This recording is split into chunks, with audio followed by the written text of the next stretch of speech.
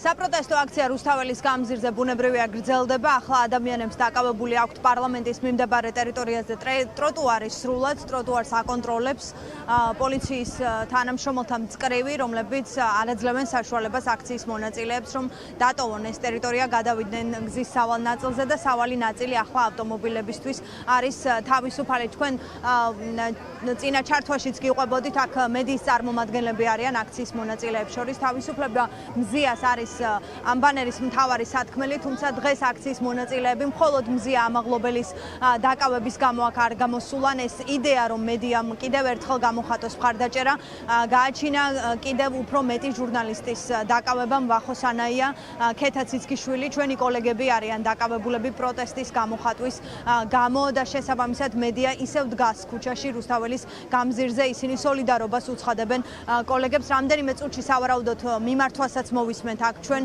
ჟურნალისტების მხრიდან, თუმცა მანამდე მე გელა თბილისშვილს გავესაუბრები. გელა, რა არის თქვენი მთავარი სათქმელი? აქ მაყურებელს ვუყვებოდი, თავისუფლება მზიას არის მთავარი ბანერი, თუმცა კიდევ ბევრი კოლეგა, რამდენიმე კოლეგა ასევე ჩვენი არის დაპატიმრებული იმის გამო, რომ მათ გამოხატეს პროტესტი და იმ კანონის გამო, რომელიც დაჩქარებული წესით რამდენიმე დღეში მიიღო პარლამენტმა. რა სიტყვა ამ მოცემულობაზე? ვიდრე აქციას დავიწყებდით, რუსული რეჟიმის მილიციონერები შემოგვესიუნენ და ჩვენი თანამოაზრეები და თანამებრძოლები გაგვიტაცეს. სწორედ ამ კანონის გაუქმებას ვითხოვთ პირველ რიგში, რომელიც არის ანტიკონსტიტუციური და ამ ქვეყანაში საბოლოოდ აფორმებს დიქტატურას, ადამიანებს გვართმევს სიტყვისა და გამოხატვის თავისუფლების უფლებას. და კიდევ ერთი მთავარი მოთხოვნა არის უკანონოდ დაპატიმრებული ჩვენი კოლეგები გათავისუფლდნენ უკანონო პატიმრობიდან. აქ გულისხმობთ აუცილებლად მზიას, ვახოსანაიას, ქეთა ციცქიშვილს, ლევან ჯობავას, ცირა ჟვანიას, შალვა ჩუბინიძეს, ყველას, ვინც სხვადასხვა რეპრესიული და დრაკონული კანონის გამოყენებით დააკავეს. ეს ყველა ეს ნაბიჯი არის გადადგმული იქითკენ, რომ ამ ქვეყანაში აკრძალონ და აშინონ კრიტიკული თავისუფალი მედია, რომ ვეღარავინ გააშქოს ის პრობლემები, ის დიქტატურა, რაც ამ ქვეყანაში რუსულმა რეჟიმმა მოიტანა და უნდა რომ ეს ბოლომდე დაამკვიდროს. მადლობა. მერაბ მეტრეველსაც გავესაუბრები. მერაბ, დღეს საინტერესო მოვლენები ხდება იმის შესაფასებლად, თუ როგორ უყურებს ხელისუფლება, როგორ ხედავს სამართლიანობას, კანონის უზენაესობას. იმ პირობებში, როცა ჩვენ ვხედავთ, რომ ყოფილი ქვეყნის პირველი პირი აღიარებს, რომ უკანონო შემოსავალი ჰქონდა, ის არის თავისუფალი ახლა და ჩვენი კოლეგები იმის გამო, რომ გამოხატეს პროტესტი, არიან ციხეში და ძალიან ბევრი ჩვენს კოლეგებზე ახლა უბრალოდ აქცენტს ვაკეთებ. რას გვეუბნება ხელისუფლება? არაფერი, შეგიძლია მოიპარო მილიონები და თუ კარგად მოიქცევი, თავისუფლება პოლიტპატიმრებს. შეიძლება არ დაგიჭირონ, ხო? თავისუფლება მზია ამაღლობელს. წარმოიდგინეთ ახლა ყოფილი თავისუფლება რეჟიმის ტყვეებს. ცეცხლი ოლიგარქიას. ყოფილი პრემიერ-მინისტრმა თავდაცვის მინისტრი ყოფილი მინისტრის მოადგილე. მოცემა გვეუბნება, რომ 13 წლის განმავლობაში ჩვენი ხელისუფლების წარმომადგენლები ძარცვავდნენ ქვეყანას 13 წლის განმავლობაში და 13 წლის თავზე გაგვახსენდა კორუფციასა ბრძოლა. ეხლა ტაში დაგვიკარით. თავარი კორუფციონერი ვინც ყოფილა ღარიბაშვილი. იმას შევხედავთო რა ამ დღეებშიო რასიზმს, როგორ იზამსო, როგორ გადავწყვიტავთ, დავიჭერთ არ დავიჭერთ. მზია ამაღლებელი ზის ხელის შემოცაცულების გამო. კიდევ ერთხელ მეორე, მზიას არ უთქვამს რომ მეო პასუხისმგებლობისგან გაურბივარო. მზია სასამართლოზე თქვა რომ მე პასუხისმგებლობას არ გაურბივარო. გავიგეო რომ რაღაცა პასუხისმგებლობა ამაზე მეკისრებაო, მაგრამ ციხე და თან 2 წლიანი ხელის შემოცაცულებაზე ნამდვილად არის რეპრესია. ამას ქვია რეპრესია, ანუ არაადეკვატურ სასჯელს. არაადეკვატურ. ჩვენ ვნახავთ ახლა ღარიბაშვილს როგორ მოექცევიან. მე ძალიან ევჭვმეპარება რომ ადეკვატურად მოექცია. და ხებს ბუნებრივია 15 დღე და ქუჩის გადაკეთვაზე მინდა აუცილებლად თქვა რომ ქუჩის გადაკეთვა კანონით აქამდეც იყო დანაშაული, მაგრამ ყველა დანაშაულს, ანუ თუ შენ ცოტა იყავი და ისე კეტავდი, მაგრამ ყველა დანაშაულს მუშაობს, აქვს თავისი პროპორციული სასჯელი. მაგალითად, კვლელობაზე არის 20-წლიანი ციხე და ზებრაზე რო გადახვალ არის ჯარიმა. ყველა დანაშაულს პროპორციული სასჯელი. ქუჩის უკანონო გადაკეთვაზე პროპორციული სასჯელი იყო ჯარიმა და ამათ ადგენდა ქუჩის გადაკეთვაზე ციხე დააწესეს. თან 1-წლიანი ციხე. ამას ქვია რეპრესია, როცა შენ არაპროპორციული ჯარიმა. აი, მაპატიე მერაბ, თქვენ ხედავთ ახლა სავარაუდოდ კიდევ ხდება დაკავებები აქციის მონაწილეების. მიგუახლოვდებით როგორმე რომ დავინახოთ რა ხდება აქ პოლიციის თანამშრომლებს მიხავთ აქციის მონაწილე, ერთ-ერთი მონაწილე. ეს პროცესი ხდება ახლა ტროტუარზე. ეს არ არის გზის სამალი ნაწილი. დავაკვირდეთ.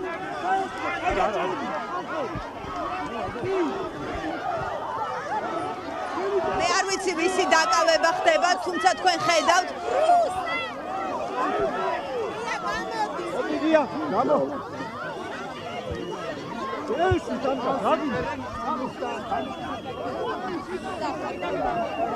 სამწუხაროდ მე ვერ მოვახერხე იმის შემჩნევა აქ აქციის მონაწილე რა ვითარებაში დაკავება, თუმცა ხედავთ რომ აქ ახლა არის ფიზიკური დაპირისპირება სავარაუდოდ აქციის მონაწილეებსა და პოლიციის თანამშრომლებს შორის, რომლებსაც სურთ რომ აქციის მონაწილეები გაიყვანონ ამ ტერიტორიიდან, დააკავონ. ეს ხდება ტროტუარზე, არა გზის სავალ ნაწილზე.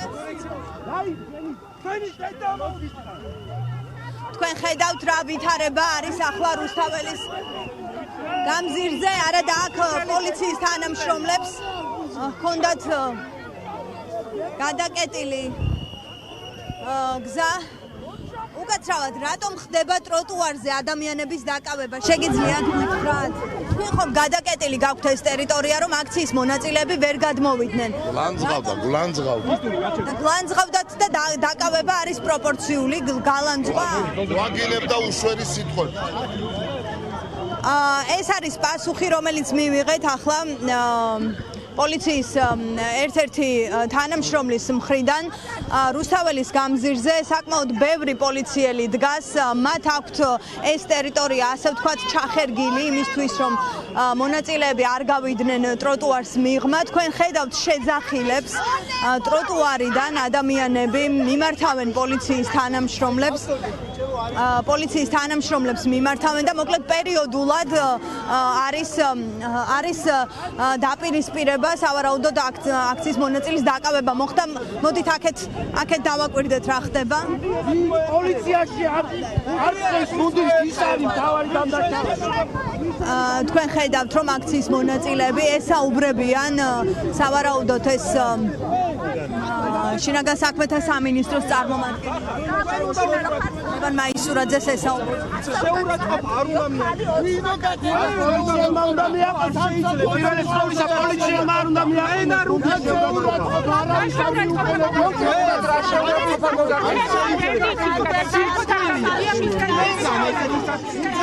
ესეთი საქციელი ძალიან სირცხვილია.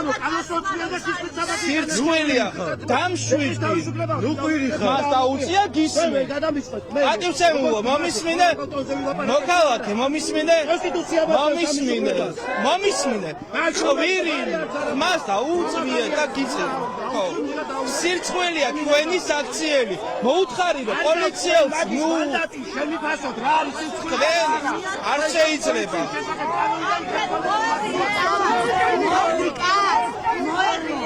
არც ხვენიათ როგორ იქცევ პოლიციის მანქანაზე როგორ უნდა გაყვიაროს მოქალაქე მორალი და სამართალდამცველები ვარ და ჩვეულებრივად მოვაქციეთ ჩვეულებრივად მოვახდინეთ რეაგირებ მე არავის არაფერს არ მოუწოდა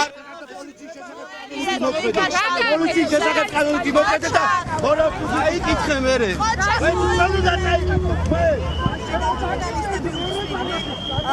ლევან მაისურაძე საპატრულოს უფროს აქ იყო რამდენიმე ჟურნალისტი რომელიც ესაუბრებოდა ახლა მათ კომუნიკაციას უსმენდით პირდაპირ ეთერში მე ჩემს ოპერატორს ვთქვათ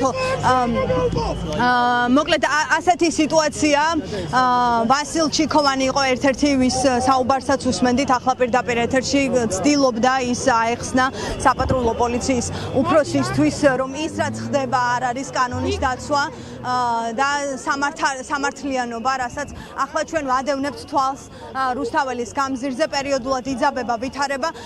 აი ახლა ტროტუარზე ისევ ცდილობენ პოლიციის თანამშრომლები რომ წკრივად დადგნენ, თუმცა ჩვენ არ ვიცით როგორ განვითარდება მოვლენები გამომდინარე იქიდან რომ ასე იდგნენ ბოლო ნახევარი საათის განმავლობაშიც, თუმცა მოხდა ადამიანების დაკავება. მე შევეცდები რომ ვასილ ჩიქოვანი და სხვები ვინც ახლა ესაუბრებოდნენ პოლიციის თანამშრომლებს ვიპოვო გავესაუბრო და შევაფასებინო მათ არსებული ვითარება. აქ მედიის წარმომადგენლები დღეს მრავლად არიან, რადგან როგორც გითხარით მედიის სოლიდარობის აქცია მათ შორის დაკავებული ჟურნალისტების მხარდასაჭერად, რომლებიც აქ შეიკრიბნენ იმის გამო, რომ გააპროტესტონ ბოლო დღეებში ჟურნალისტების დაკავება იმისთვის, რომ ისინი დგანან რუსთაველის გამზირზე და გამოხატავენ პროტესტს, ისევე როგორც აქციის სხვა მონაწილეები მთელი ამ ერთი წლის განმავლობაში. ტროტუარზე საკმაოდ ბევრი ადამიანია, ჩვენ არ ვიცით როგორ შეიძლება განვითარდეს მოვლენები, ანუ გადავლენ თუ არა ისინი უკვე სავალ ნაწილზე, თუმცა მათ როგორც გითხარით პოლიციის თანამშრომლები არ აძლევენ საშუალებას რომ გადაკვეთონ რაღაც ზღვარი და სავალ ნაწილზე გავიდნენ. აქ ჩვენ ცოტა ხნის წინ ვუსმენდით ჟურნალისტებს, რომლებიც გამოხატავენ სოლიდარობას. ზვიად ქორიძეს გავესაუბრებით პირდაპირ ეთერში. ბატონ ზვიად, როგორ შეაფასებთ მოცემულობას, რომლის წინაშეც ჩვენ ახლა რაღაცა შესაძაფასებელი კიდე რა უნდა დაინახოს ჩვენმა საზოგადოებამ, რომ გაიგოს, რომ არის ავტორიტარიზმი, არის ტოტალიტარიზმი, რა უნდა მოხდეს, კიდე მაინტერესებს, რა შეიძლება რომ კიდე ვანახოთ ადამიანებს, რა შეიძლება გადავიღოთ აქ, რაზე შეიძლება კომენტარი გავაკეთო ჩემმა კოლეგებმა. ხედავთ რომ ადამიანები დგანან ტროტუარზე, უკვე ტროტუარზე აკავებენ, ტროტუარზე იჭერენ ადამიანებს. იმიტომ რომ დღეს ეს დაგეშილი ხალხი გამოუშვა ბიძინა ივანიშვილმა, იმიტომ რომ საერთოდ აღარ იყოს ჩვენი ხსენება ამ ქალაქში, საერთოდ აღარ იყოს ჩვენი პროტესტის გაგონება ამ ქუჩაში და ეს არის პრობლემა ზუსტად, რომ ეს უნდა დაინახოს ყველა ადამიანმა, ეს უნდა დაინახონ იმათ ვინც იზიარებს ამ პროტესტულ განწყობას და იმ ადამიანებმაც უნდა დაინახონ, ვისაც გონია რომ სამზარეულოში გამოკეტვით, აი ეს ყველაფერი დაიძლება და ავტორიტარიზმი დამარცხდება. ვერ დამარცხდება ავტორიტარიზმი ასე, თუ არ გამოვიდეთ ქუჩაში. აი ეხლა უყურეთ, აი კიდე ერთ ადამიანს აკავებენ. რა უნდა ვაჩვენოთ? აჰა, უყურეთ და ამას ის ხო არ არის რომ რა ქვია გავეშებული პოლიციელების ქმედებით რაღაცა ემოციები დაუკმაყოფილოთ ადამიანებს. არა, ჩვენ ვუყურებთ ტოტალიტარიზმი არის ქმედებაში. აი ეს აკავებენ. კი ბატონო, მივუახლოვდებით.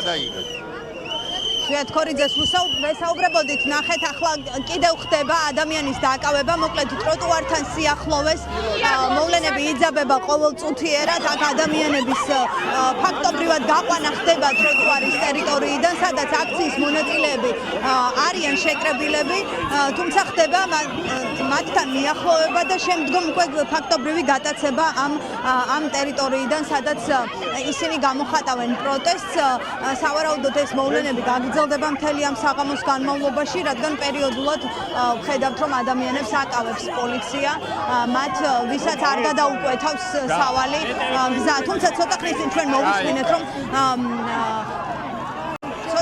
ჩვენ მოვისმინეთ, რომ ერთ-ერთი წარმომადგენელი პოლიციისა გვეუბნებოდა, რომ ცუდად მიმართავდა პოლიციას და აი ახლა ხდება კიდევ დაკავება ადამიანის.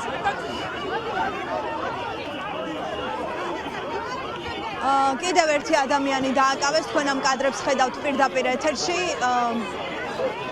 არ ვიცი უკვე ჭირს დათვლა, რამდენი ადამიანის დაკავება მოხდა, თუმცა მთელი ამ დროის განმავლობაში ვხედავთ, რომ ადამიანები გახლავთ უშუალოდ ტროტუარის ტერიტორიიდან. ერთ-ერთი დაკავებული აქტივისტია, რომელიც პროტესტში ხშირად იღებს მონაწილეობას. მე დათოს ვთხოვ, რომ აქეთ მხარესაც გადმოვიდეთ, იმიტომ რომ ყველგან რაღაც ხდება. დათო, აქაც აკავებენ ადამიანს. ხუდი და მე ვეცდები გაჩვენოთ გაჩვენეთ რა ხდება. ხდება აქაც ხდება აქციის მონაწილეების დაკავება. მე მიჭირს ახლა ამ დისტანციიდან გარჩევა თუ ვისი დაკავება მოხდა პოლიციის მიერ, თუმცა ეს პროცესი განუწყვეტლივ მიმდინარეობს რუსთაველის გამზირზე. მოკლედ ადამიანები დგანან ტროტუარზე, გამოხატავენ პროტესტს და ხდება უკვე შეიძლება ითქვას ძალიან უცებ პოლიციის თანამშრომლების მხრიდან ტროტუარიდან გაყვანა აქციის მონაწილეებისა. ალბათ მინიმუმ 10-მდეა დღეს უკვე დაკავებული ადამიანების რიცხვი. ჩვენ დავაკვირდებით როგორ შეიძლება განვითარდეს აქ მოვლენები. ლევან, გაგესაუბრებით თუ შეიძლება ტროტუარიდან ხდება ადამიანების გაყვანა. რა სიტყვი, რასაც ხედავთ დღეს როგორ შეიძლება ეს შეფასდეს გამომდინარე იქიდან რომ ადამიანები უკვე ამ ტერიტორიაზე გამოხატავენ პროტესტს და ეს არ არის სავალი გზის გადაღება. რა შეიძლება ეს არის მთავრობის უბრალოდ ამ პოლიტიკური დაჯგუფების ძალადობა ხალხის წინააღმდეგ რა. მათ შორის მშვიდობიანი მომიტინგეების წინააღმდეგ რომ ტროტუარზე იდგნენ და ამოვარდნენ და აქედან აი ახლა ერთი წუთის წინ 3 ქალი იყო დაბლა დავარდნილი და გადაუარეს ზედ რა. ეს არ არის პოლიცია, ეს არის რაღაცა პირადი დაცვა ბიძინა ივანიშვილის, რომელიც მზად არის საკუთარი მოქალაქეები გათელოს ფეხქვეშ. და ამას არ შევარჩენთ, არ ვაპატიებთ რა. სამართლიანობა აუცილებლად გაიმარჯვებს და ყველა დამნაშავეს აუცილებლად მოუწევს სამართლიანი სასამართლოს წინაშე პასუხისგება რა. ეს უსამართლობა ძალიან დიდ ვრისხანებას გამოიწვევს. და ეხლა თუ გონიათ რომ ბევრნი მოვიდნენ და აქ ცოტა დახვდათ, ხვალ უფრო მეტი მოვა და ისინი იქნებიან ცოტანი. კი ბატონო. მადლობა ლევან სუცქირიძეს უსმენდით პირდაპირ ეთერში. მოკლედ ბოლო რამდენიმე წუთის განმავლობაში რაც მე პირდაპირ ეთერში გესაუბრებით მოხდა რამდენიმე ადამიანის დაკავება. ამ ეტაპზე სიმშვიდეა შეიძლება ითქვას, თუმცა ეს არ ნიშნავს რომ დაკავებების სერია არ გაგრძელდება. გამომდინარე იქიდან რომ ამ დრომდე რასაც ჩვენ ვაკვირდებოდით პოლიციის თანამშრომლები, რომლებიც ახლა ტროტუარის გასწვრივ არიან განლაგებულები, უეცრად მოდიან, ადამიანებს იტაცებენ ტროტუარზე შეკრებილებს შორის და ხდება მათი დაკავება და ერთ-ერთ როცა ჩვენ მკითხეთ თუ რატომ ხდება დაკავება, სიტყვიერ შეურაცხყოფას ასახელებს ერთ-ერთი სავარაუდოდ მაღალჩინოსანი მიზეზად, რის გამოც ადამიანები ამ ტერიტორიიდან გაიყვანეს. ვითარება რუსთაველის გამზირზე ასეთია, ჩვენ ბუნებრივია ვაკვირდებით მოვლენებს და განვითარების შესაბამისად დაგიბრუნდებით.